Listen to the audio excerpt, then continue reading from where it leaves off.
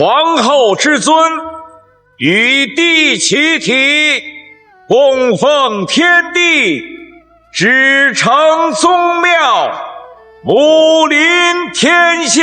她本是一介歌女，如今竟逆袭成一代贤后。今天卫子夫在封后大典上，还是会想起当年发生水灾的事情，母亲带着他与兄弟姐妹逃难的场景。彼时卫子夫的父亲已经身亡，母亲为了养活孩子们，无奈嫁给了一个小商贩为妾，并且还给他生下了一个男孩。这个男孩名叫郑清。当时他们的家乡闹水灾，一家人都因此而逃命。途中卫子夫见弟弟郑清的草鞋破了，求着继父给他买一双新的，但继父却只想把钱给道士算命。卫子夫苦苦相劝，而一旁的道士看他搅黄了自己的生意，他便满口假话地告诉继父说，卫子夫的命格和他相撞，如果一直留着卫子夫就会倒大霉。继父听完便打算把卫子夫给丢了。我不会带他走的，我求求你了！求什么求啊！你再多事，我只带青儿走，他才是我亲生子。我看你一个女人能养活几个孩子？卫母迫于无奈，为了生活下去，现在也只能靠这个男人了，因此他只好含泪答应下来。卫子夫年纪虽小，但也知道自己接下来面对的是什么。他忍着泪水一直装睡，直到家人的马车越走越远，他才赶出来看上一眼。就这样，他开始了流浪生活。卫母临走前，在他的包袱里放了几个烧饼，在路上他小心翼翼地拿出烧饼准备吃，却被同样是流民的孩子抢了去，吓得他赶紧抱起最后一个烧饼逃走，躲到了一个荒无人烟的地方。这时正当他准备吃烧饼时，却看见旁边有个只剩半口气的男人。本就心善的他便拿出一半给他吃，没想到男人饿极了，直接就把卫子夫的烧饼给吃光了，吓得卫子夫当场就哭了起来。男人十分过意不去，便说要教他一些东西，保证他能受用一生。我赠你6个字，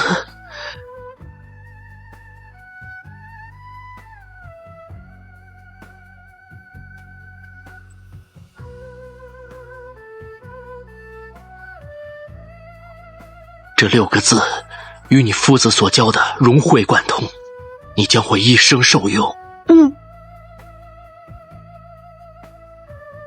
不争，是不争、不显、不露。不争，不显，不露。对。此时的卫子夫还不知道，这6个字在他今后的宫斗生活中发挥了巨大作用。随后卫子夫又接着走到了难民队伍中，没想到不一会前方出现了骚乱，他被人群撞到了地上，还直接被踩出了血。本以为他会就此丧命，结果就在这时，卫母竟然带着孩子们回来了，而郑清也在其中，并且还把名字改为卫青，以后就叫卫青。转眼10几年过去了，卫子夫和卫青在平阳侯府工作，其他兄弟姐妹被分配到了其他地方去。这天卫子夫拉着弟弟，打算去集市上买点祭拜母亲的东西。在这期间，一个男子看到了他们姐弟2人，觉得很是熟悉。原来这个男的叫段宏，他本是卫子夫的青梅竹马。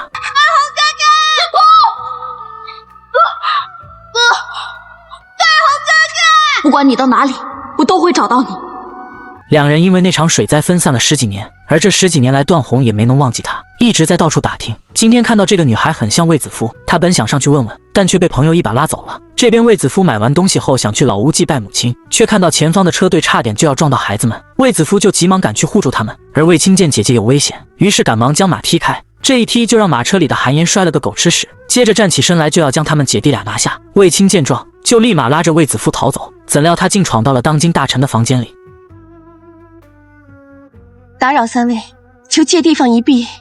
姑娘要向我等求助，又认为谁可以救你啊？依礼，上座者为主，见事与福琴先生为客。虽然只比大人深衣素朴，但腰系盘囊、剑钩乃朝臣常用之物，请大人借地方一避。好一个心思缜密、知书识礼的姑娘！官爷，您不能借，这里边可是贵客。我管你什么贵客，我是受韩大人吩咐抓人的。姑娘要我等相救，可我为何要救一个不相干的小丫头，而得罪权贵呢？大丈夫以仗义为荣，助纣为耻。3位大人，不是命官就是世人，见弱女子危在旦夕，不想救，不敢救。一句话，有何颜面立足于天地之间？好，在这儿抓住他！好，老夫也来助兴。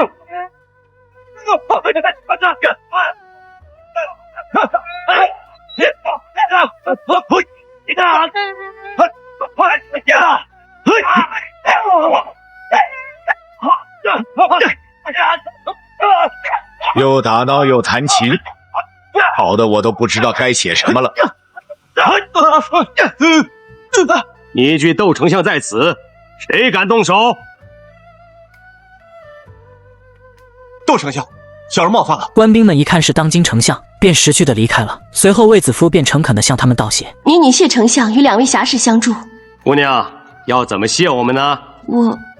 冠夫表示丞相正在写信，想要将民间情形写给一个朋友，但却不知该如何下笔。他看卫子夫出身民间谈吐不凡，于是便想让卫子夫帮忙代笔。卫子夫也不推脱，几笔下去，便让丞相几人都夸赞了起来。一语中的，且啊，但绝。好，可惜呀。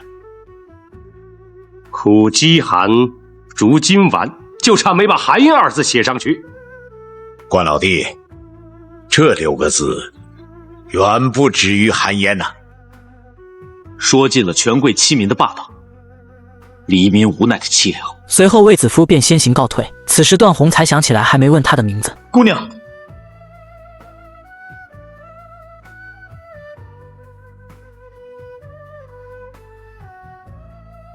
如今天灾频繁，而官家巨贾不但不体恤百姓，反而以金丸戏弄灾民，让他们争相追逐，从中取乐。更有人因此受伤，甚至丧命。窦丞相是希望朕体恤民生，才给朕亲笔这6字。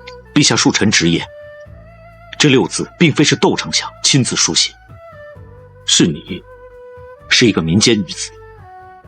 这女子虽素衣简朴，但气质不凡，能于寥寥6字寄予当前时事，可见区区弱女都能胸怀天下。上至丞相，下至民女，都此般告诫朕。看来朕真的要往民间多走几趟，了解百姓的生活实情。可是陛下政务繁忙，恐怕……朕不忙于政事，才合了太皇太后的心意。反正回宫恰会经过平阳侯府，就顺道去探望一下皇姐吧。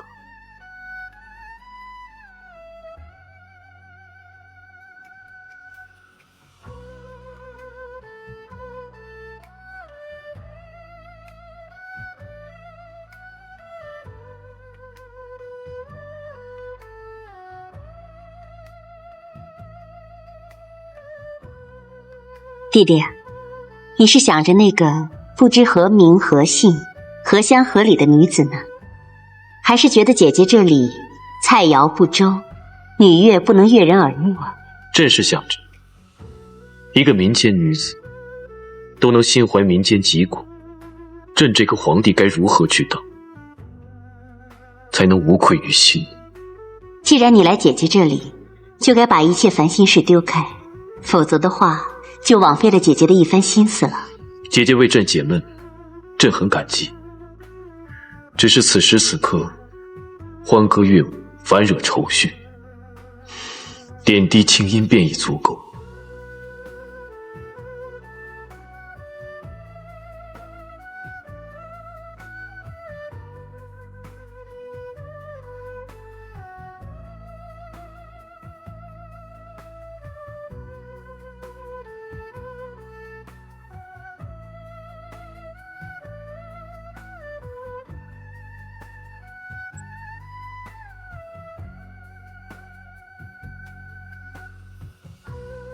段大哥，交庆的那个就是我姐姐。